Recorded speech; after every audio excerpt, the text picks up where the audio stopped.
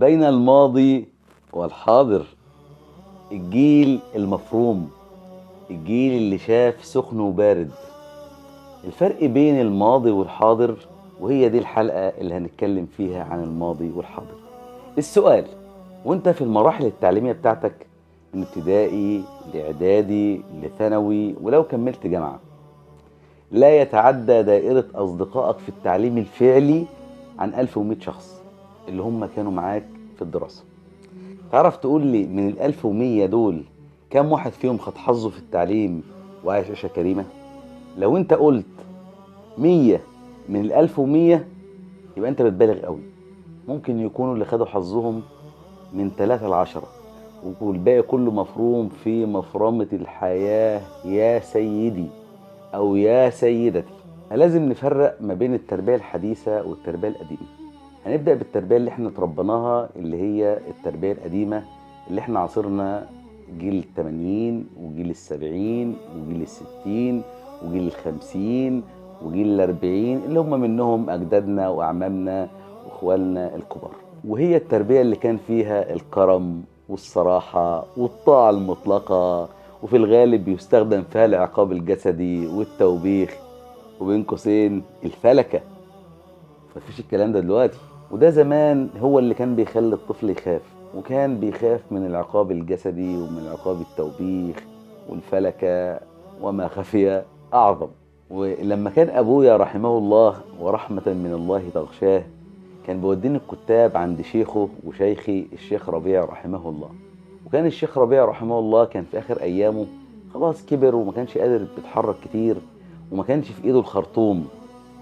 وأبويا قال له: الواد ده لو ما جاش حفظ الورد بتاعه أو اللوح بتاعه، أنا عايزك تديله تضربه بالخرطوم، الخرطوم يعلم عليه خرطوم جنب خرطوم. في يوم يا جماعة ما كانش معاه الخرطوم ومش قادر يقوم يجيبه، فمسك كده طوبة صغيرة كده، حسواية صغيرة، بيسموها في الخليج طابوج وبيسموها في شمال أفريقيا بومشي.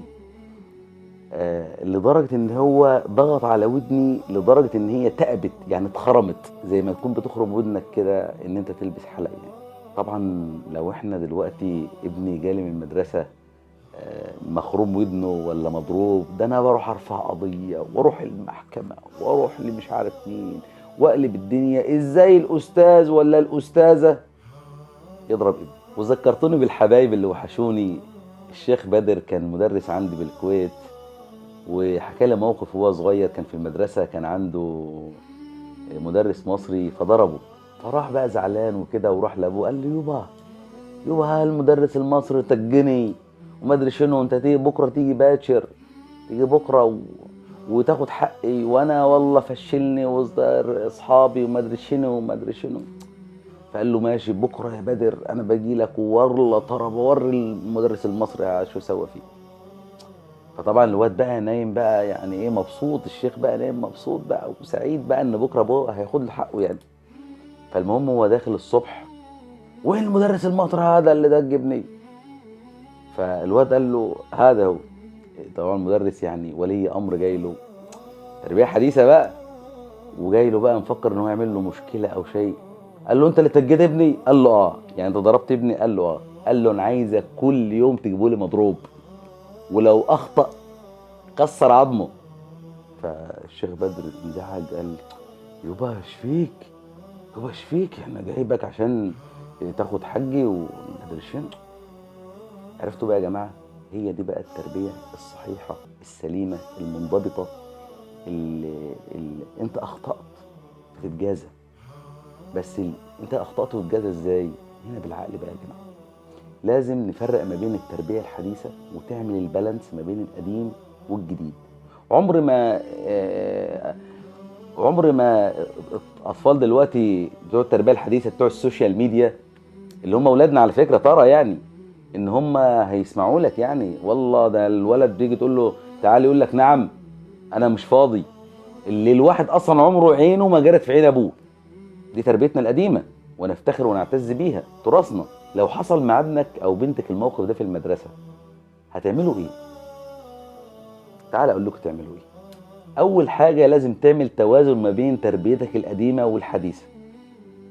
واول حاجه لازم تحكي لاولادك كل فتره والتانيه عن عاداتك العائليه، زي مثلا ما كنا بنتجمع انا واخواتي، كنا بنتجمع انا وعماتي، ونتجمع انا واخوالي. ولازم تربط التعليم بكل القيم القديمه والجديده، زي تحكي لهم مثلا قصه من الماضي، تعرفهم مفاهيم بطريقه حديثه، خليهم يتابعوا القصص والافلام الهادفه، مش الافلام الهابطه والمسلسلات الهابطه وكل ما هو فارغ، اللي بتواكب الطرائق الجديده. واوعى تمنعهم انهم يجربوا كل حاجه حديثه، بس تحت متابعتك. لان من الاخر انا شايف لما من ساعه ما نزلت مصر واستقريت في مصر، سلوك الاطفال مش عاجبني خالص. العيال عمال طول النهار بيس يمان وكلام فاضي، قسما بالله العظيم الواحد مستحي. زي مثلا هقول لكم على حاجه، انا كنت في احدى المولات وكنت بشتري حاجه سناكس وكده، وكان طفل صغير بتكلم معاه، وكانت امه واقفه معاه طبعا على ارض مصر الحبيبه، وعمال بتكلم على الولد، ازيك، عامل ايه، اخبارك ايه، اسمك ايه، حافظ قد ايه من القران، في تعليم ايه. الواد مش عارف يرد. وبعدين بقول لامه هو عنده مشكله يعني في تاخر النطق وكده يعني. قالت لا، اصل هو في مدارس اجنبيه ما بيعرفش يتكلم عربي. قلت لها ها، ما بعرفش ايه، ما بعرفش يتكلم ايه؟ ليه يا ماما؟ طب ما عيالنا كانوا في انترناشونال وراحوا المدارس عاديه والحمد لله، يعني كل اولادنا واولاد الناس اللي حوالينا كلهم الحمد لله حافظين القران ومعاهم لغات والاكسنت بتاعهم عالي جدا. بس فين المذر لانجوج؟ فين لغه الام يا ماما، لغه القران؟ فين المذر لانجوج؟ انا طبعا ده اللي خلاني ان انا اعمل الحلقات دي على فكره، دي من ضمن الحاجات. المشكله فين؟ المشكله عند الطفل ولا عند الاهالي؟ لا، انا شفت من الاهالي ما لهمش ذنب. يمكن في حاجات كتيره مش عجباني، مش عايزين يتربوا ان هم ناس سيئه الخلق، لا لا لا، عاوزين يتربوا ازاي يعلموا عيالهم. بدليل اللي احنا شايفينه اهو، لو كنت اتربيت صح من الاول، كنت عرفت تربي ولادك صح، كنت علمتهم القيم صح، كنت علمتهم الاخلاق صح، كنت فرقت ما بين الحلال والحرام صح، كنت فرقت ما بين تربيتك وتربيتهم، كنت قدرت تعمل التوازن ما بين التربيه الحديثه والتربيه القديمه، وكنت طلعت من الخلاف والنزاع اللي احنا بنتكلم فيه، وكان النشء كله كان ورد. كان ورد المفترض ان هو يفتح، يفيد المجتمع، يفيد نفسه، يفيد بلده، يبقى له بصمه في الحياه. مش ان الواحد دلوقتي بيشوف الاجيال اللي هي عمرهم دلوقتي 20 سنه و18 سنه لغايه 25 سنه، مأساة. لا يفقهون من الله حديث الا من رحم، الا من رحم، الخير فيه وفي امتي الى يوم الدين. لا الحمد لله، الحلو اكتر بالوحش، بس الوحش لو اتحط جنب الحلو هيفسد الحلو. وما تتكبرش وتقول انا اتربيت وبعرف اربي، لان لازم تتعلم قبل ان تتكلم. قال تعالى: يا ايها الذين امنوا قوا انفسكم واهليكم نارا وقودها الناس والحجاره عليها ملائكه غلاظ شداد لا يعصون الله ما امرهم ويفعلون ما يؤمرون. والايه دي يا جماعه بتدل على مسؤوليه التربيه، لأن ربنا سبحانه وتعالى أمر المؤمنين بحماية أنفسهم وأهليهم من النار من خلال الالتزام بالطاعة وغرس القيم الصحيحة فيهم. وسيدنا النبي صلى الله عليه وسلم قال: يأتي على الناس زمان لا يبالي المرء ما أخذ من حلال أم من حرام.